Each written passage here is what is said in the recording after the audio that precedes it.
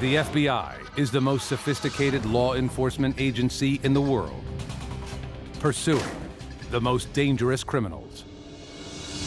When 3 people are gunned down in a quiet Florida community. To just murder an entire family, a basic execution. The Bureau mobilizes.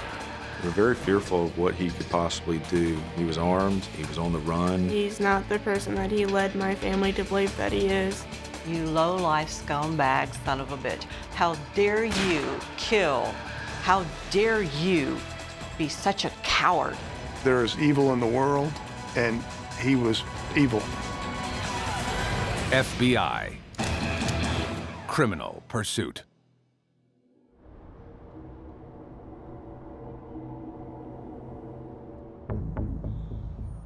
Just before midnight, on July 23, 2002, 8-year-old Rebecca Reed is staying up past her bedtime.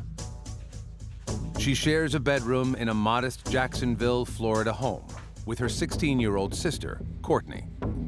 She was on the computer and I was coloring while my older brother and little brother were in their room. I remember hearing the dogs barking. The girls hear their mother, Liz, and her boyfriend, Glenn Pafford, go to the living room to check on the dogs. Nobody really seemed alarmed. It was casual walking into the living room to see what the dogs were barking about. Because the dogs keep barking, Courtney goes out to investigate.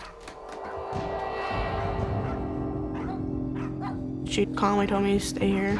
I'll be right back. It seemed like it was forever, but it was probably, in reality, only like 5-10 minutes. I don't remember hearing anything other than we had 5 chihuahuas and they were all barking. When Courtney fails to return, Rebecca steps out into the hallway.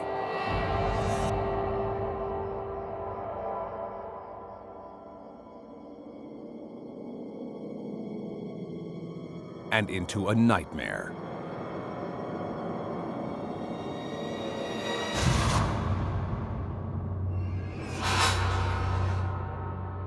Something kind of kicked in and I just stood there for a second. And I didn't really register what was going on. Being so young, you're like, why is your sister laying on the floor like that? And then you see blood and you freak out. I walked into the living room, I can hear Courtney making certain noises, like a gargling noise. I could still hear her breathing. Reeling from shock, Rebecca looks up and sees the intruder. I don't know if he saw me or not. I just remember seeing someone standing behind the couch with a gun. I didn't recognize him at all. In a split second, Rebecca races down the hallway and runs to her older brother for help. Mom and Courtney are bleeding in the living room. What? I remember telling him that there was bodies in the living room. My older brother told me to hide. He told me to get underneath my bed and not move until he came and got me or someone else came and got me. Rebecca watches helplessly as her brother picks up his only weapon, a BB gun, and steps out alone to bravely confront the gunman, risking his life in order to save the lives of his family.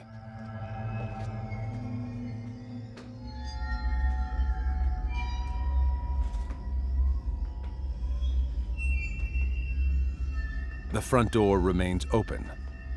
The killer is nowhere in sight.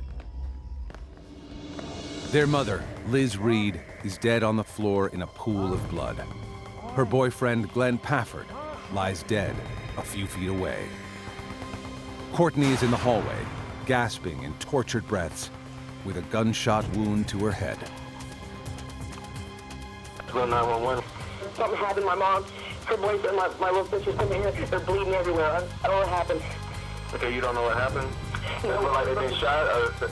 It's all gunshots. It smells like gunpowder in here. Oh my God. But everybody's bleeding here. I don't know what happened. Oh God. What happened? What the happened? My older brother had a terrified look on his face, like he was just mind blown, didn't know what to do, scared.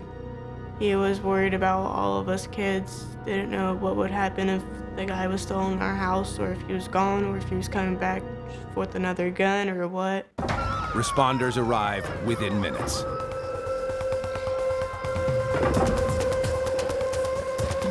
Paramedics rush Courtney to the hospital as the other 3 children are taken away from the chaos. I heard she runs in my room. I don't know what happened. It was probably one of the saddest scenes that I had seen. Literally, you're walking over bodies in this one small living room area. Investigators from the Jacksonville Sheriff's Office are left alone with 2 corpses and a lot of questions. It didn't appear as a home invasion robbery. It seemed to be more of a personal crime of violence, so geared against an individual for some reason. But who was the killer's intended target? And why? This case provided a lot of complexities because you have to take apart 3 people's lives. Investigators start with the homeowner, Liz Reed. She was a vivacious 35-year-old, raising 4 kids between the ages of 6 and 16. She worked at a grocery store to support her family. Liz was a terrific mom, but her love life proved to be a far more complex affair. Liz had 2 previous husbands. She was currently dating, and she had at least 1 ex-boyfriend. Liz married her first husband while still a teenager. Just months after her 18th birthday, she gave birth to Courtney. By the time she had her second child 2 years later, the marriage was already on the rocks. Liz's first marriage, they were both young. Unfortunately, after 2 children, they realized that the marriage should have never happened, and they divorced. Her second marriage started out promising. He was the kind of guy you would want your daughter to marry. He, at that point, had been in the Navy for many, many years.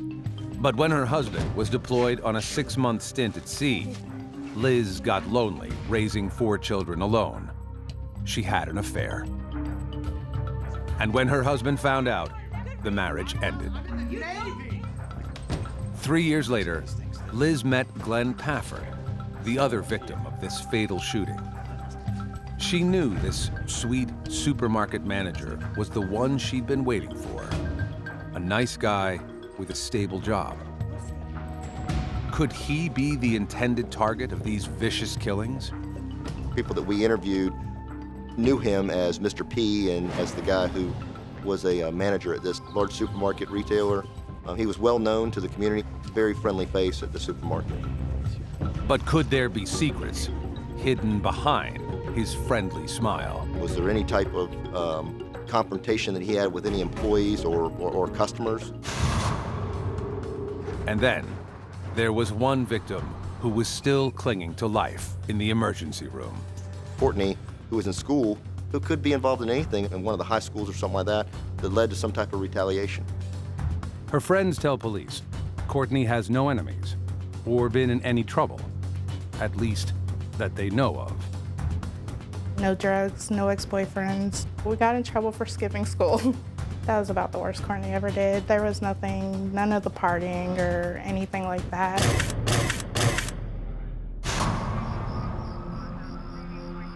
The only eyewitness is a frightened and grieving 8-year-old girl who has just been told that her mother was murdered. I remember breaking down and just screaming and crying. I thought that she was just laying there. I thought she would be okay and I'd see my mom again, but I didn't.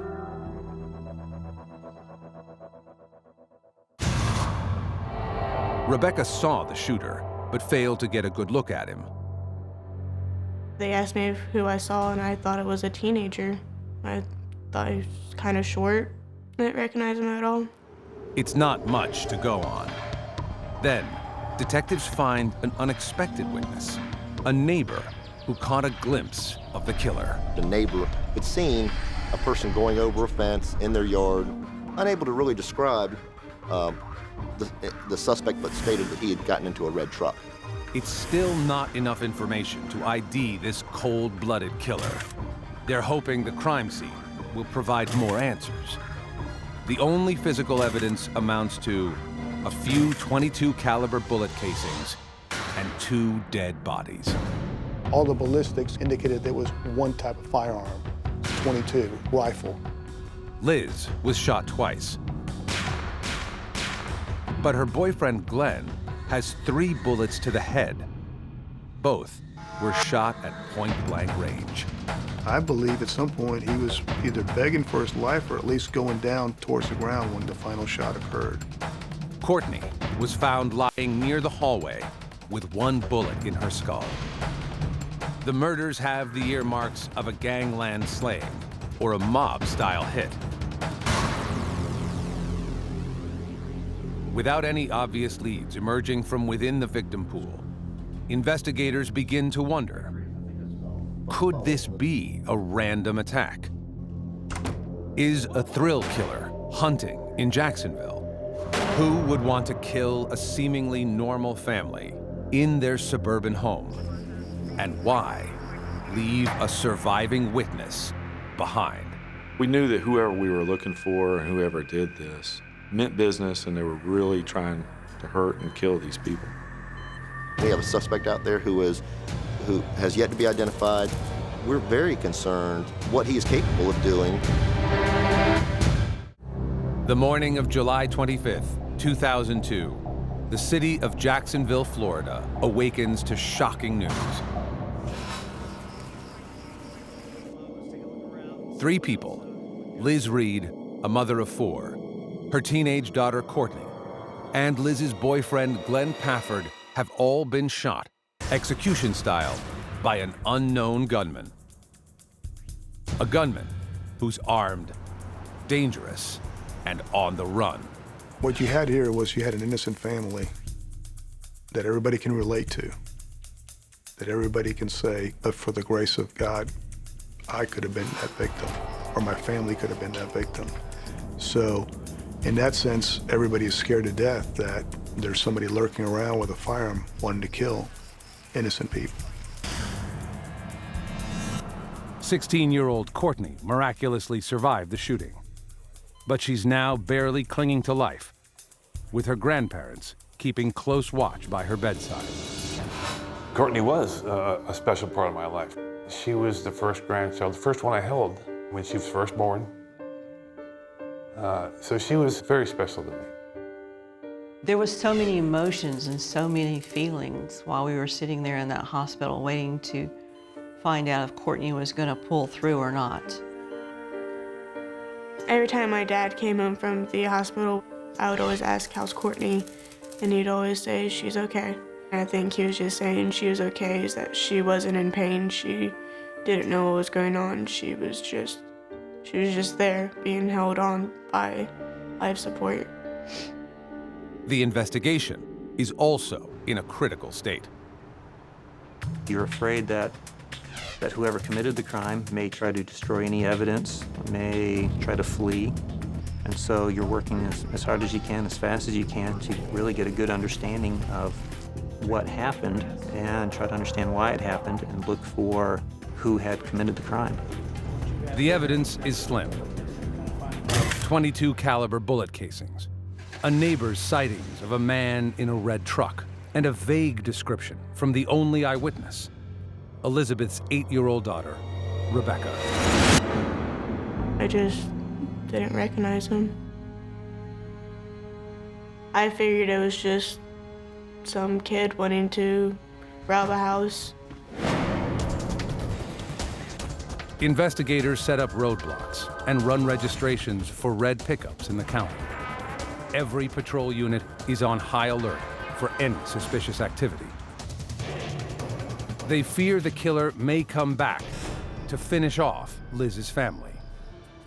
Detectives keep watch at the local hospital, hoping that Courtney will gain consciousness, hoping she can tell them what she saw. She's the only mature witness who can ID the shooter. We have a suspect out there who has yet to be identified that we are going to have to identify and then seek out, capture, and arrest. We're very concerned. We don't know enough as to what this guy was capable of. Detectives dig deeper into their victims' relationships and discover Liz's recent love affair may have ruffled the wrong feathers. When Liz's second husband was deployed at sea, she met a coworker, Pinkney Carter. What started as a fling blossomed into a romantic relationship. Her husband was furious when Liz broke the news. When he came back from deployment, he told me he went to the house and Carter was living there. Baby, I'm home. Who is this? He's a friend of mine. And of course, I know what my initial reaction would have been. Somebody's going through the window. Start screwing a plumber. The affair was the end of the marriage.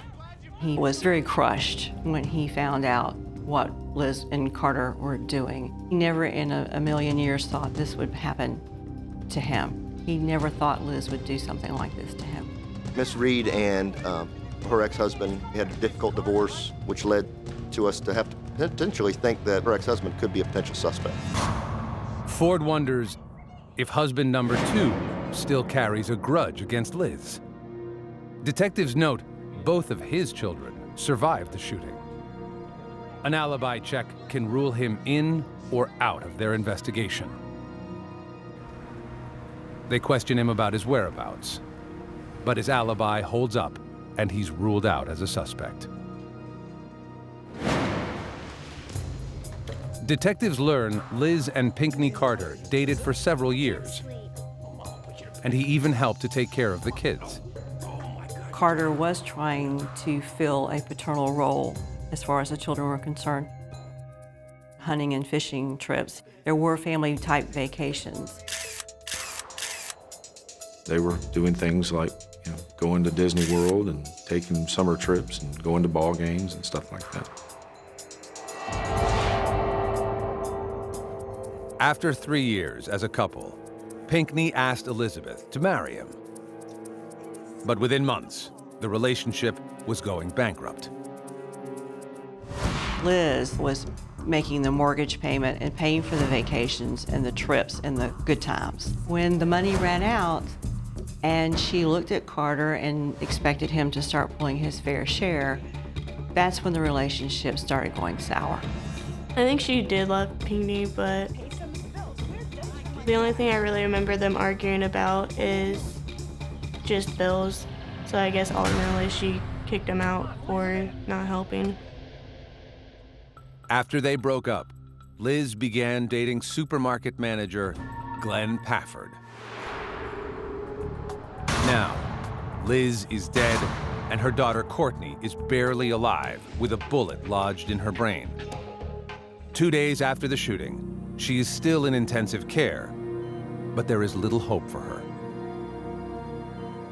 Her family decides to end life support. We all asked for the same thing, to have a moment alone. I remember telling her, I said, Courtney, I don't know if you're in there or not, but I'm just here to say goodbye. I was in the room with her, holding her hand and talking to her as the ventilator was turned off.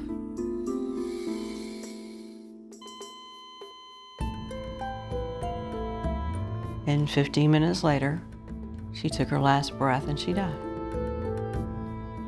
My dad told us that Courtney had passed away, and I remember breaking down and crying all over again because that was the third person that I knew that I lost in a week. And it was really hard.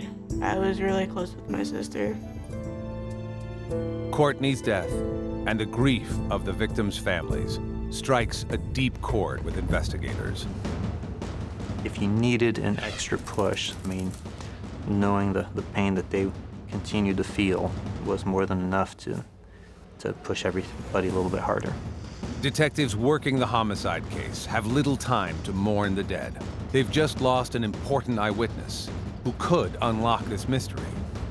They're frantic to catch this triple murderer before he pulls the trigger again.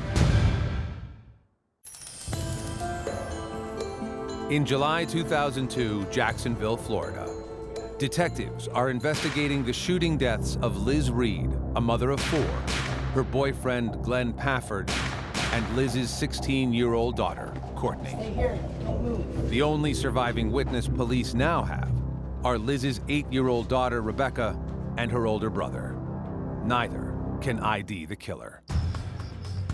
When detectives interview Rebecca's older brother, he gives them one seemingly minor detail that tears open the entire investigation. He told us about a phone call earlier that evening asking for the whereabouts of his mother. Phone records reveal Liz Reed's ex-boyfriend, Pinkney Carter, phoned her only hours before the murders. Hello? The son answers the phone and provides what turns out to be a lie, that his mother wasn't home and her son didn't want to have any problems. It seems months after the breakup, Carter continues to carry a torch for Liz. She was done with the relationship. It was very evident he was not taking no for an answer. He would not understand that she did not want anything more to do with him. Liz is now dating Glenn Pafford, the manager of the same supermarket chain where Carter and Liz first met and still work. Liz and Glenn spent more and more time with each other. It became apparent to Pinkney Carter that Liz was serious. I haven't seen you in a while. I thought maybe we could hang out. This time, their relationship was done. He didn't handle it well. Elizabeth. Carter is determined to win Liz away from Glenn. He would make phone calls to the house. He would drive by the house. He would talk to associates and co-workers about what exactly Miss Reed was doing. I'll talk to you later. Bye. Then, one morning on her way to work, Liz finds her Jeep vandalized and her car tires slashed. Detectives wonder, had Carter's jealousy escalated to violence? They conduct a background check on Pinkney Carter. They discover that Carter is a military veteran with little ambition. He also drives a red truck, just like the one a neighbor spotted near the house the night of the murders. Detectives want to bring Pinkney Carter in for questioning, but first, they have to find him. He's been living at his mother's house since his breakup with Liz. Armed with a warrant, investigators search his bedroom. Carter isn't home, and his family hasn't seen him in a day. But he has left them a troubling note. We found a note that indicated that Mr. Carter was going to end his life. The note stated that, "I love you, Mom. I want to be cremated." Mama, I want to be cremated. I'm sorry. Detectives wonder, has Pinkney Carter killed himself, distraught over the loss of his ex-girlfriend? Or is the suicide note intended to throw investigators off his scent? We began checking points of interest from Mr. Carter to see if, in fact, he had gone to commit suicide somewhere else. They don't find Carter's body or his vehicle anywhere in Jacksonville. His bizarre note and disappearance raises alarms. Investigators run Carter through the system for a possible criminal past. They discover Carter has a history of violence towards women and even sexually assaulted his ex-wife after breaking into her house. Mr. Carter had previously been married in Oklahoma, and this lady was at home alone in her bed when she noticed a man in her home, in her bedroom,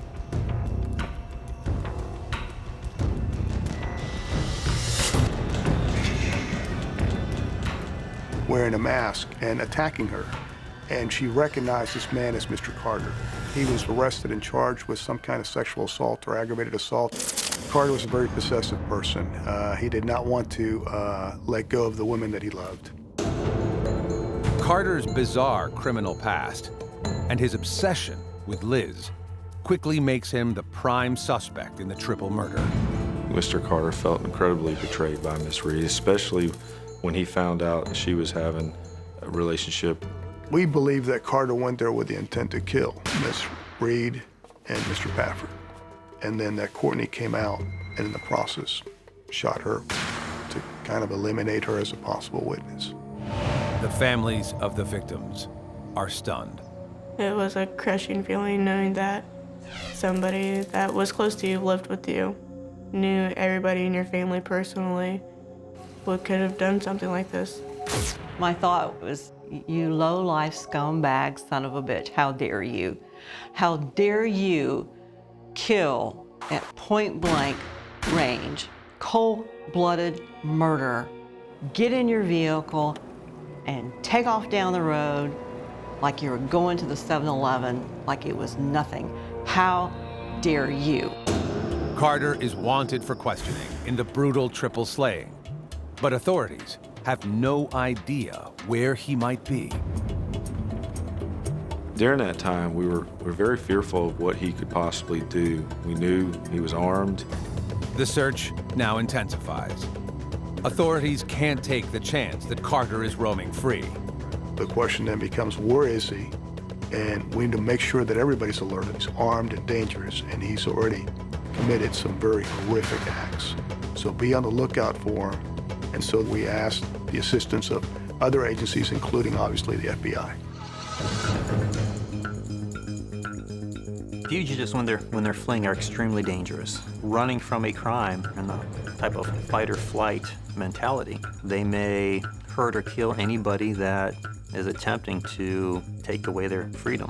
Pinkney Carter was viewed as a threat against, well, any community that he may be in.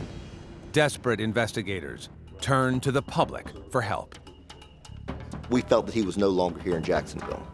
So we started to reach out. We put out a media blitz as well as a law enforcement area blitz. It pays off.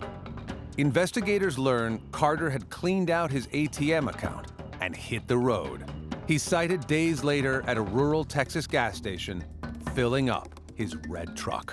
We're close, but we can't put our hands on him, and that certainly is hard to deal with.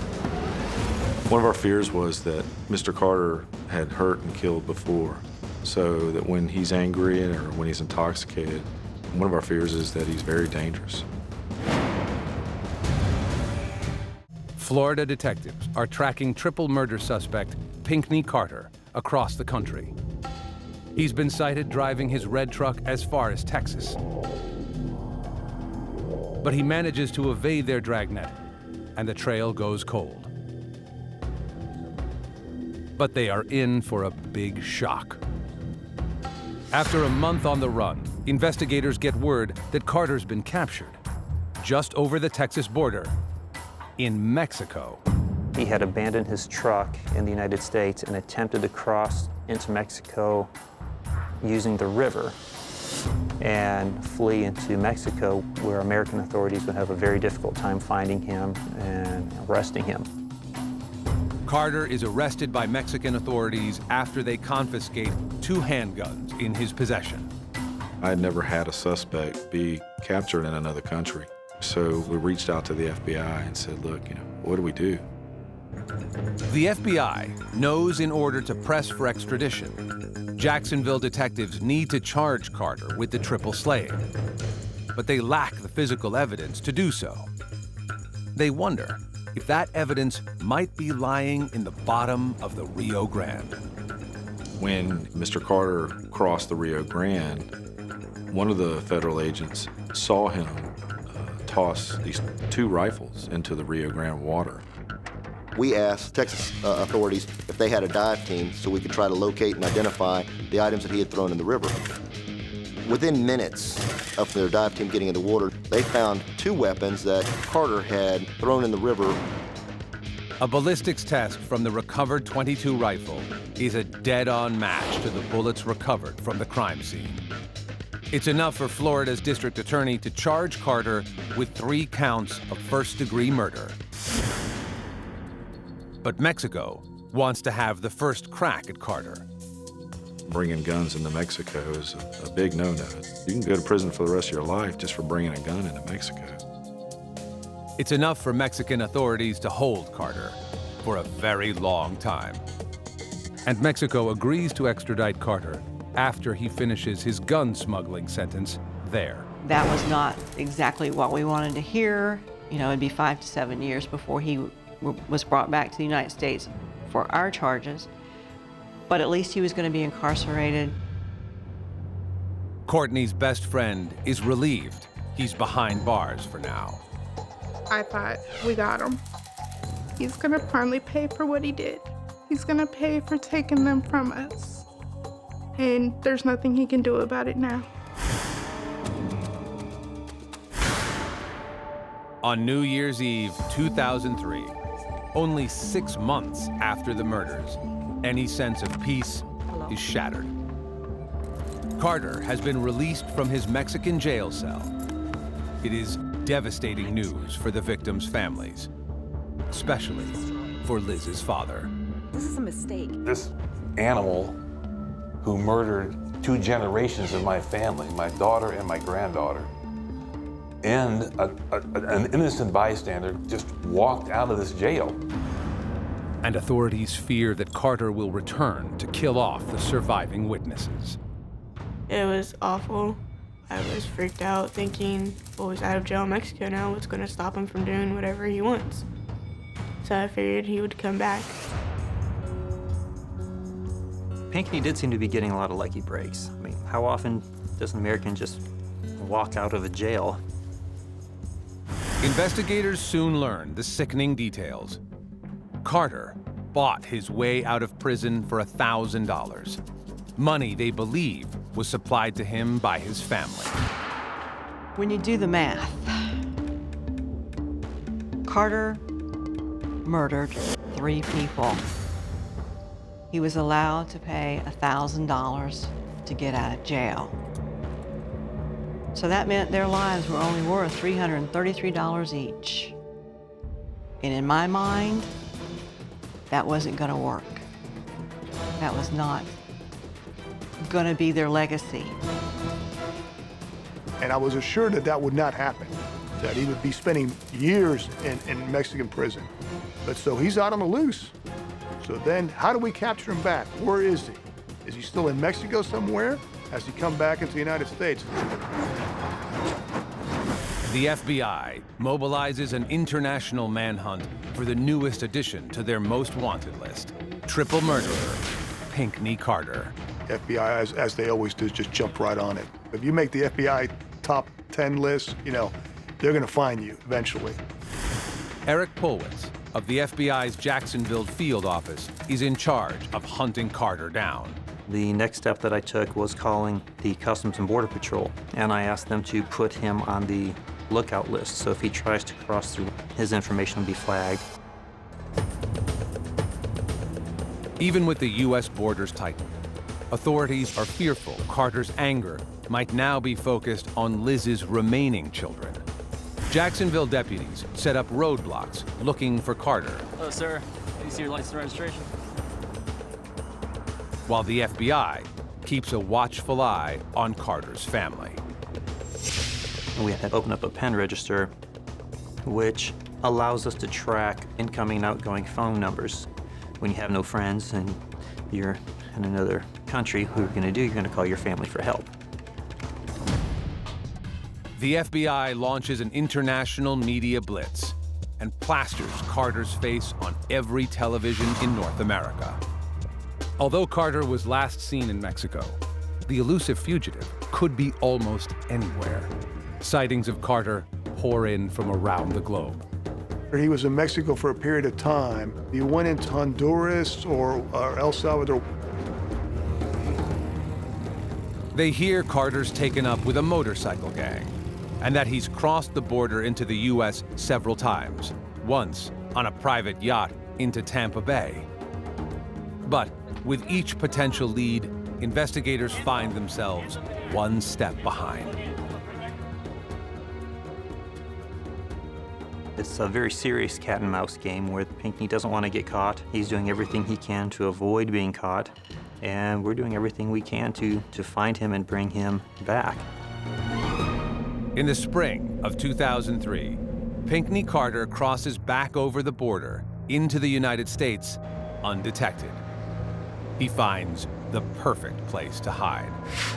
He joined a carnival circuit. He traveled through the Northeast to the Northwest here in the United States. Investigators fear what could happen with an obsessive killer lurking amidst countless unsuspecting women. He just stayed under the radar. He just stayed very low key, doing menial labor jobs, just staying out of trouble, just laying low. He just seemed to have a lot of luck in his favor, but most of the time luck will run out eventually. Then all it takes is just one lucky break for law enforcement to bring Pinkney back to justice. On New Year's Day 2004, State Trooper Brad Smith gets a report of a stolen car parked outside a bar in the tiny town of Mayfield, Kentucky. I assume that whoever stole the vehicle had driven it there and were in the bar at the time. All right, gentlemen, nobody's leaving. I need to see some ID. You, come on. After lining everyone up, their story checked out. We narrowed it down to one guy. Come here. His alibi doesn't check out, and he doesn't have an ID. He's evasive and lies about who he is. Twice. He was definitely nervous to be talking to us. It almost seemed like he was looking for an escape route. He says, I want to come clean. I want to tell you I'm wanted for lack of child support payment in Illinois. And I basically told him, I said, I don't care. Smith's partner runs the drifter down to the local jail.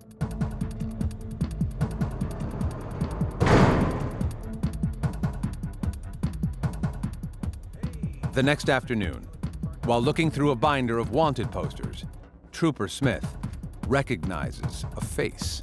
I'm flipping through the pages, and about halfway through, literally, I stopped and saw a picture of a guy. And this is the guy I picked up the other day.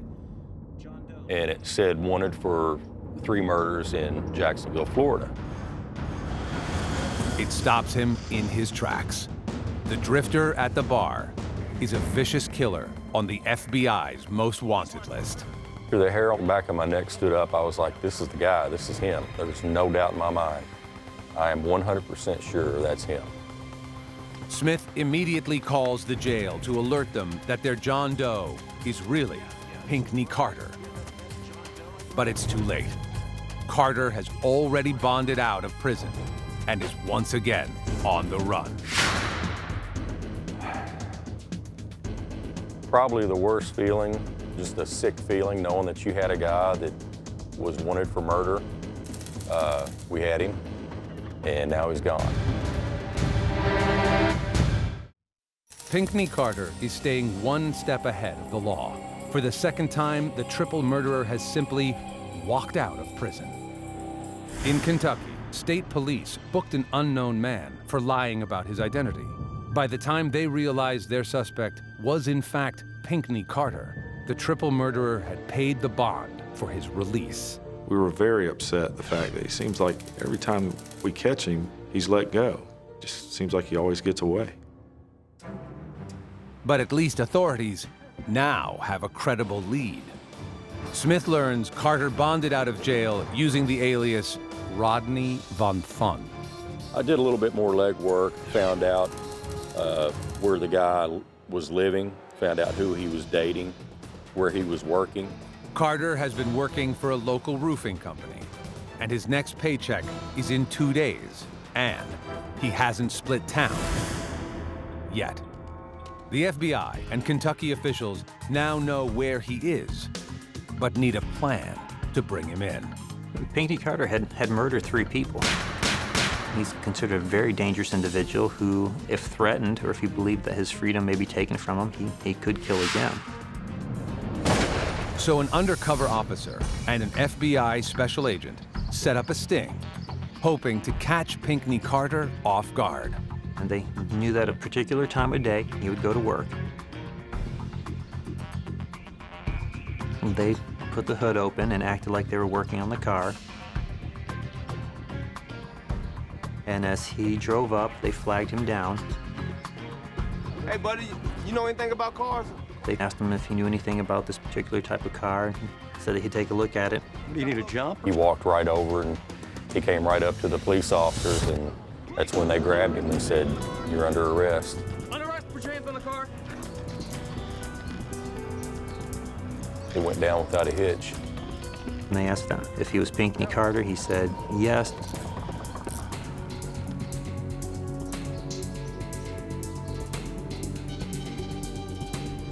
Luck is finally on the side of the investigators. Back in Jacksonville, Florida, the families of the victims get the news they have waited so long to hear. It was a huge sigh of relief with that. It was the biggest relief I probably will ever get in my whole life. But it isn't over yet, as Carter is flown back to Florida to stand trial. On December 22nd, 2005, Carter is found guilty in all 3 homicides. Thanks for coming over. Oh, no problem, baby. This is math. Prosecutors say Carter arrived at Liz's house armed to kill. What are you doing here? He took a gun there, fully loaded. He hid the rifle so that Mr. Pafford wouldn't be alerted. He had confronted Miss Reed, Mr. Pafford. I thought you were done with this guy.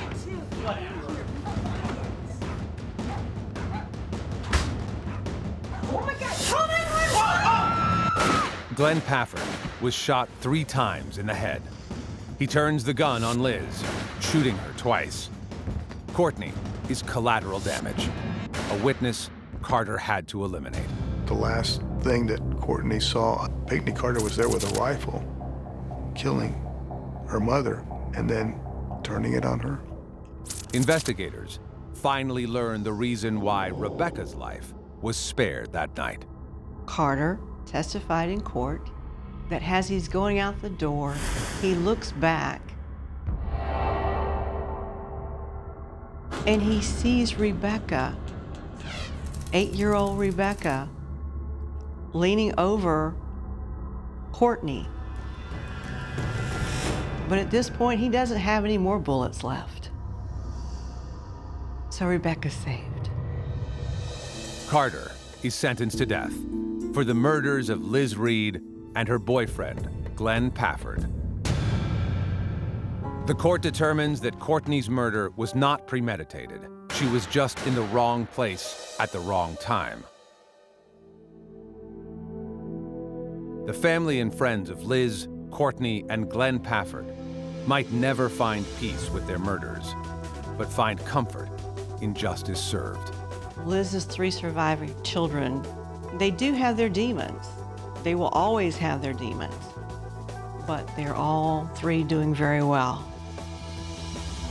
FBI and law enforcement brought me a sense of security.